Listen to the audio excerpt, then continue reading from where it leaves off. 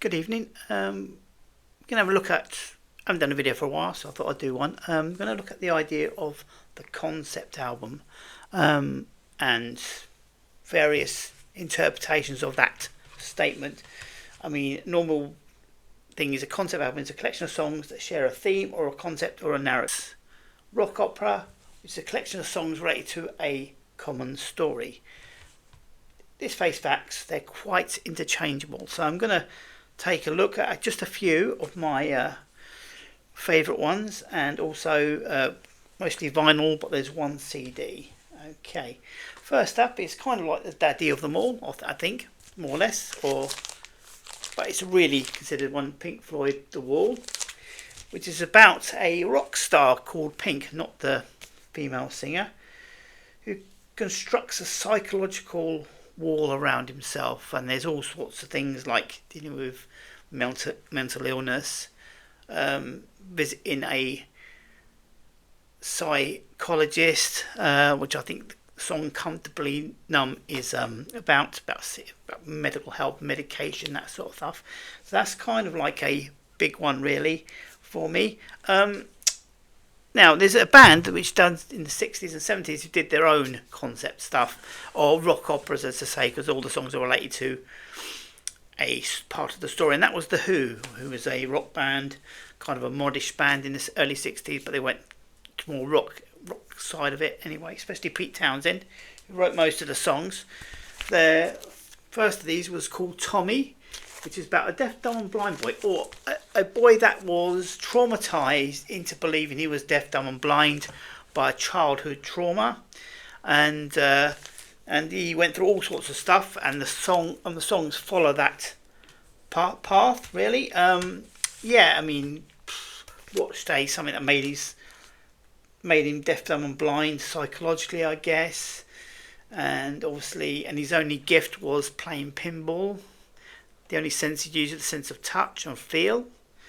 And he had to put a lot of things, a crappy stepfather, an addicted mother, forced drug abuse, an sexually abusive Uncle Ernie, and all sorts of things, and an abusive, violent cousin as well.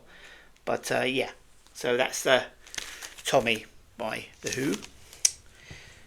Not long after that, they came up with another concept album, or rock opera as they like to call it, Quadrophenia, which is a 60s story set in the period where they first became known, and the sort of people who used to follow them, the mods and the rockers. And it's about a guy called Jimmy. He's a troubled young lad, troubled in love, trouble at home, sort of thing, not finding so. I mean, yes, and he's on medication, that sort of stuff, and it's about his life, and depending on how you see it, did he drive off a cliff and on his moped, or did he go away and sort his life out? Anyway, this is a song about that, and the real me kind of sums up his mentality at the time. He doesn't know who he is. He looks for validation in all sorts of things. So this is a great album, really. I mean, both of these Who albums are great. The Real Me, 5:15, and Love Rain on Me is a fantastic ballad. Quite a depressing album, really, but there you go. Well, if all things occasionally maideny here, as you may have guessed. So their concept album, or story album, the Seventh Son, which is kind of the first kind of album I really got into them. Like I said, it made me from a casual fan to a real fan, I guess. Whatever the definition of real fan is, I don't like that kind of bullshit, to be honest with you. I'm a real fan. You're not a real fan, all that kind of crap. Anybody says that, they're talking out their jacksie or backside for my American cousins. Anyway, so yeah, this concept about a guy, he's born the seventh son of the seventh son, and so the legend goes that these guys are imbued with supernatural powers, clairvoyancy, they can see the future, that sort of stuff. So yeah, and the songs are based around that, different aspects of that sort of thing. So this is a concept album. I don't think there's a through line narrative, but there might be connection with it. But this is a really good one. This got me into the band fully. So yeah, that's something special to look at, sort of thing. Around the same year, we had a Another band who released a concept album which had like a through line, a story, and that is Queensryche. Operation Mindcrime. My friend Martin will know about this more because he introduced me. I think he played the album for me, and it's absolutely a fantastic story. I mean, I don't have many Queensryche stuff, but this is the one. If you want to get a Queensryche album that really pops, this is the one to get. And it's all set in this kind of like about this guy who's a junkie who's basically brainwashed by a religious and scientific demigod called Dr. X, and he's used to commit assassins and that sort of stuff.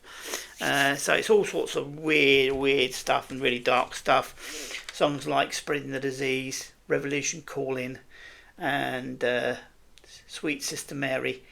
Fantastic concept album. Another one, which is I made an adjacent, is Bruce Dickinson's The Mandrake Project, which is his last solo album. It's basically a little journey about power of, abuse of power, struggle for identity against scientific and occult experimentation, which is probably Bruce Dickinson's bag. So he probably knows more about that than most people do. Yeah, and this is that album. So yeah, it's a brief look at concept albums which I like, and some, there's many more out there. But these are the ones the main ones I've got, sort of thing, and these are the main ones I like. So that's it. Thank you for your time. Take care.